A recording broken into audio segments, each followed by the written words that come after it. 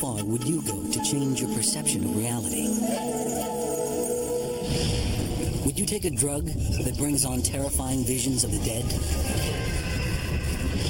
Would you drink 140 proof alcohol to inspire artistic visions? Would you travel thousands of miles to chase a dangerous high in the Amazon? What kind of altered state would be taboo for you?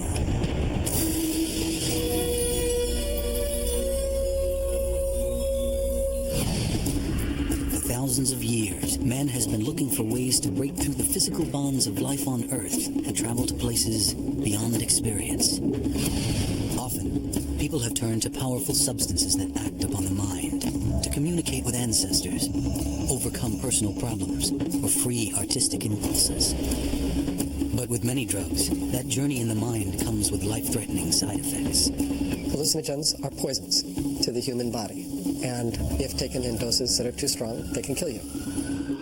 Some societies outlaw hallucinogenic drugs, but others revere them, either as healing medicine or as sacraments to be taken at the center of solemn religious ceremonies.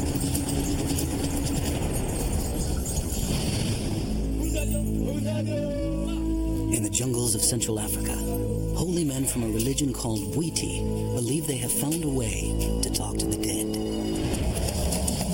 Bwiti rituals are designed to send followers into extreme altered states that Bwiti believe will provide valuable spiritual guidance to the faithful.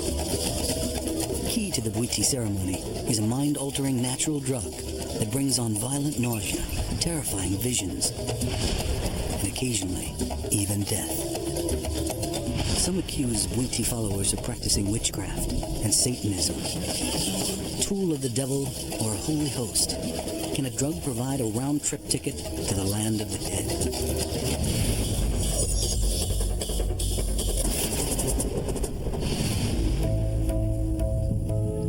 In Libreville, Gabon, two people are on a quest to change their lives. 40-year-old Frank Bubala and 19-year-old Christelle Aboué are about to undergo a grueling and dangerous initiation. In a 3-day ceremony, they will ingest large doses of an extraordinarily powerful hallucinogen that will force them to face their worst nightmares and, they hope, set their lives on new paths. They are not alone. Many people in Central Africa are turning to this traditional religion called Bwiti for help. At the heart of Bwiti is a small shrub, which grows deep in the tropical jungles. It is called iboga, and it's a cocktail of some of the most powerful hallucinogenic compounds known to man.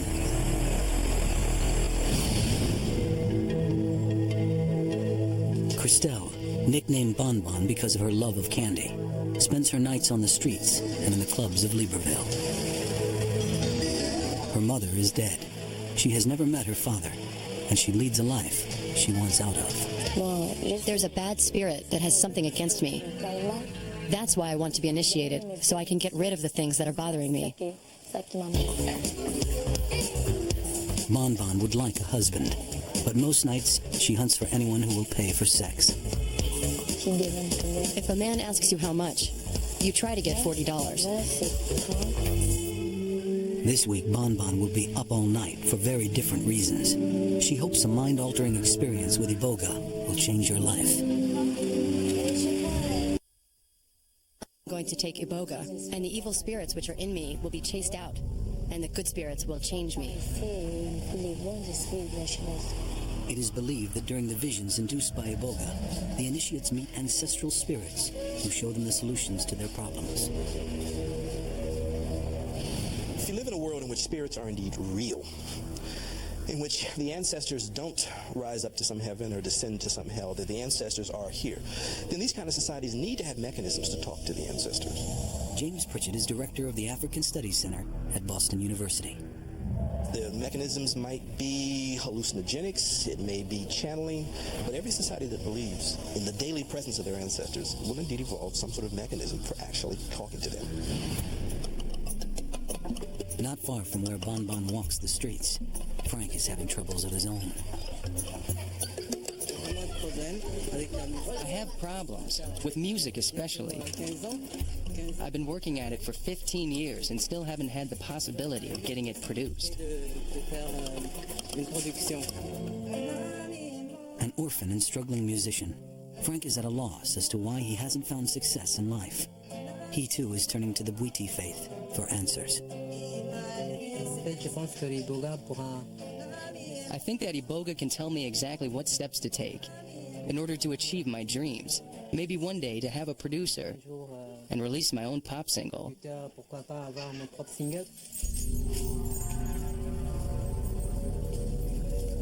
Frank and Bonbon will be guided through their initiation by Bwiti priest Mwembe Fidel. Mwembe must journey deep into the rainforest, where he asks the forest spirits to accept Bonbon and Frank as initiates. Belief in the divine power of plant spirits extends throughout the globe. From India, where Hindu holy men meditate using marijuana, a plant sacred to the god Shiva, to Mexico, where the Huichols still worship the peyote cactus as a god incarnate. To believers, these plants are alive and pulsing with ancient wisdom. Mwembe has the spirit's blessing. Now he can collect the iboga. You can't go into the forest and just take a plant. Plants have spirits, like this Iboga plant. So you must talk to the spirits, explain what you're going to do with it. It is the root bark that contains the psychoactive portion of the plant. This is the drug central to all Bwiti beliefs and healing ceremonies. This is the good stuff that's underground. This is the true prize. Iboga is believed to have been discovered by pygmies in ancient times. They used small doses of iboga as a stimulant to endure long journeys without fatigue.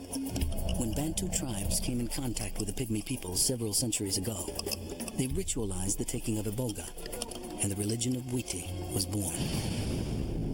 Frank and Bonbon are taken to a Bwiti temple on the outskirts of Libreville, where they are given a noxious concoction of forest plants that causes them to vomit.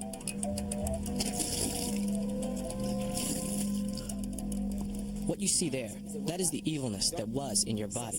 The Iboga draws it out of you. Now, the initiate can see the truth. After washing themselves and symbolically changing from black to white, Frank and Bonbon follow the Bwiti congregation to the river for a baptism ceremony. Only after this will they finally be ready to take the iboga and confront their demons. Coming up, iboga inspires terrifying visions of the dead. A killer cocktail reappears in Paris. And an American tourist takes a South American drug trip.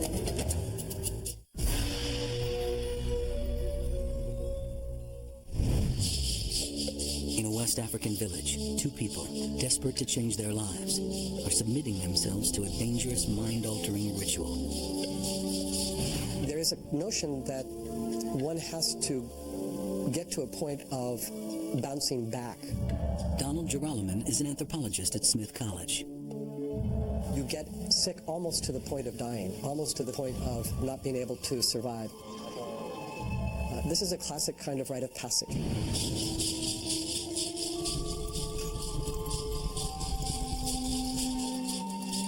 After only his second dose, Frank reacts violently.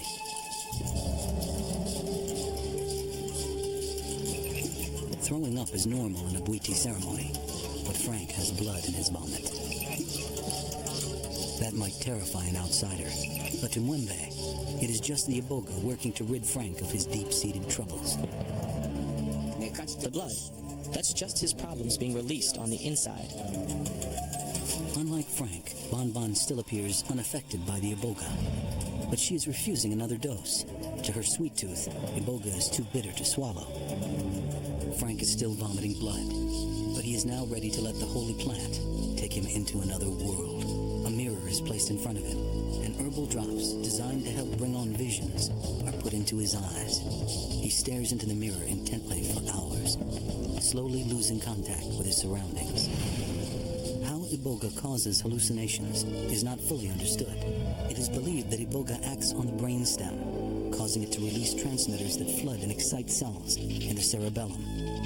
The cerebellum is the part of the brain where motor coordination, memory, and dreams come together.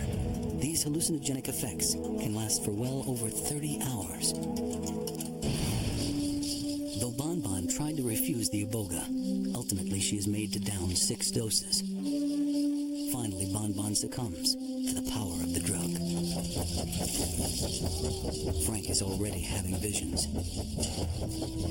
They're pulling me out of the water and saying, look, there's a small photo. It keeps changing. It's becoming like a small dog. Now it's a mask. It's changing faces. Bon Bon starts slipping into another reality as well. I saw my father. He was pushing me with snakes. I could feel my heart beat here in my chest. I could not wake up. I wanted to escape, but my father's foot blocked me. No matter how terrifying the visions, there is no turning back. The initiates will have to ride it out. My mother had the eyes of a cat. She came with a knife. Suddenly I heard something that said, "Go, Christelle. Go kill your father. If you do not, he will hurt you again." Some might see this as drug abuse, but the Bwiti faithful believe altered states can be a kind of therapy. They are not alone. Doctors around the world are promoting iboga and other natural hallucinogens as potential cures for drug addiction, and the positive effects of mind-bending plants like peyote and mushrooms are the subjects of psychiatric studies costing millions. But Bwiti followers do not feel the need for scientific proof. They believe in iboga and revere the altered state that allows them to hear the summons from ancestral ghosts. Now, it could be the ancestors are knocking on the door because they're disappointed. People are fighting, fussing, feuding. They're not living well. It could be they're angry because people aren't sharing or following some rule. It could be that someone broke some promise to the ancestors. As their minds drift further away, their bodies eventually collapse. Though they may appear to be asleep, Frank and Bon Bon are far from resting. The Bwiti say their souls have left their bodies to wander with the ancestors in the land of the dead. 2 men appeared before me. They had no face, no features. I had the knife. Then somebody took my hand and stopped me. Down towards a cliff. They threw me in the water, both grabbing me, one at each arm. A black stain stayed on the water. My mother told me, "No, you can't follow your father's path. You have to follow my path. It was I who brought you into this world, not him." Their journey of discovery will last the entire night.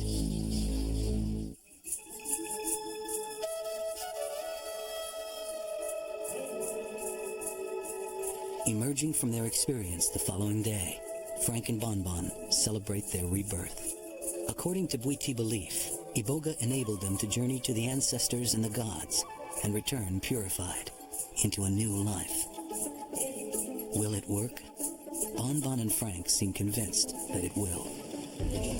Since I saw my mother, it will change my life. Like before, I was not all here. Now I am here. I will look for a job. I am very happy.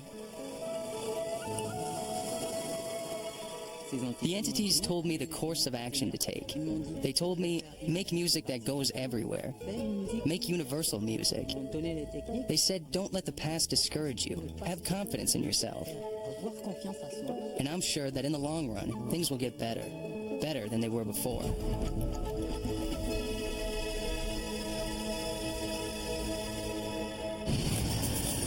In Western societies, mind-altering substances are not usually taken in houses of worship.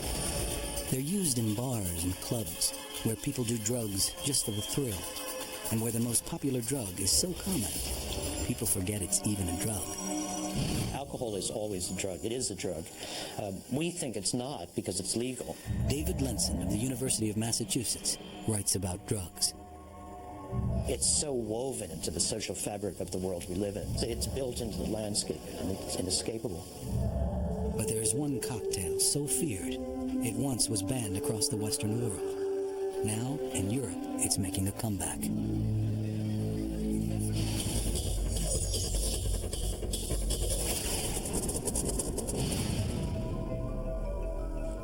It was the drink that set 19th century Paris reeling. And most here think it's still illegal. But if you know where to look, you can find one of the most dangerous liquors known to man, the Emerald Elixir, absinthe. Banned for almost a century, absinthe is back. And already a new generation is developing a craving for its unique punch, a wallop some compare to marijuana, speed, even LSD. It casts a spell over you. It puts a buzz in your ticker and in your brain, you know? A high-octane mix of herbs and 140 proof alcohol. Absinthe has been praised as an aphrodisiac and a hallucinogen, and condemned as addictive, poisonous, and even deadly. Once favored by artists and poets, it's said to have driven many to violent fits of madness. If there's a risk absinthe can make you crazy, artist Alain Juteau is willing to take it. At 46, Alain insists he thrives on the visions the liquor gives him. I can work without taking hallucinogens, absinthe, or alcohol. But when I take them, it lets me better concentrate on my work. Alain seeks absinthe-induced visions at his studio outside Paris, where he builds props for movies and commercials. Here, he surrounded himself with his favorite sources of inspiration. They're all references, little things I look at when I'm trying to make an object. And once Alain's had a few glasses of absinthe, he sees what's around him in a whole new light. Stoked on absinthe, Alain dreams up devils and demons that he later transforms into reality. When you take absinthe, you leave on a mental voyage. It's like these images, like dreams that come and flash in front of your eyes. You have the impression that they're all around you. Absinthe's power to produce visions is often linked to an unusual ingredient called wormwood. Absinthe is different in that it is inherently a polydrug concoction. That is, it contains both alcohol and this derivative of wormwood. In other words, it's really two drugs at once. Wormwood contains psychoactive properties that produce a sense of euphoria, similar to hashish. But scientists believe too much wormwood can cause convulsions, brain damage, and even death. And there's another characteristic that's particular to wormwood. It's one of the least appetizing herbs on the planet. It's so bitter, it's often used as an insecticide. You have an extremely bitter taste in your mouth and nose once you've breathed in dust from wormwood. It is very difficult to endure. At the distillery started by his great-grandfather, Émile Pernod has begun to make absinthe again. Although he admits that he doesn't drink it much himself, Émile contends that wormwood shouldn't stop anyone else from imbibing absinthe. It has never been proven by pharmaceutical laboratories to be a dangerous product. Nothing has been proven.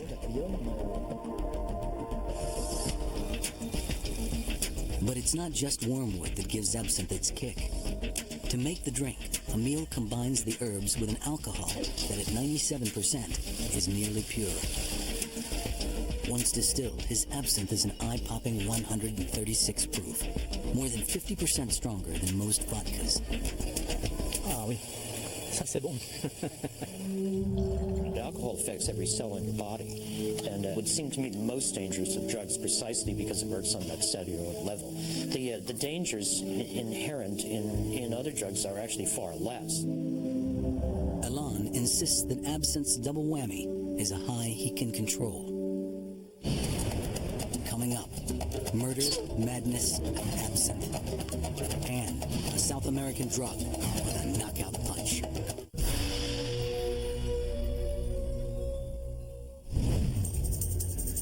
For French artist Alain Juteau, the notorious alcohol absinthe brings inspiration. But some would say Alain is playing with fire. The history of absinthe is littered with artists said to be ruined by the green goddess. Some blame Vincent van Gogh's madness on an absinthe addiction and swear it was the absinthe that made him hack off his own ear. Absinthe was also blamed for the shocking and violent behavior of two famous French poets, Paul Verlaine and Arthur Rimbaud. One bloody legend has it that during a round of debauched absinthe drinking, Rimbaud pulled out a knife and stabbed Verlaine. Verlaine later shot Rimbaud during another binge and spent 2 years in prison for the crime. And it was not just artists who were affected. In a particularly horrific event in Switzerland in 1905, a farmer returned home one night, wasted on absinthe. He grabbed his rifle and methodically murdered his pregnant wife and 2 small daughters. The story of the absinthe murders made front-page news across Europe. Absinthe became the focus of the growing anti-alcohol fever sweeping Europe and the United States. Blamed for violence, debauchery, and social anarchy, by 1915, absinthe was banned, even in France. The age of absinthe seemed to be over. But like a liquid vampire, the notorious Green Goddess has risen again. And today at the heavy metal bar La Cantata in Paris, anyone can try it. This is where Alain often begins his quest for artistic inspiration, and where he can choose from a range of absinthes, some nearly identical to those made a century ago. It's not hard to spot the absinthe drinkers in this crowd. Doctor, I need some medicine. They cluster around the fountains, waiting for their fix. Like many drugs, absinthe comes with its own ritual. First, just a few ounces of the potent liquor are added to the glass.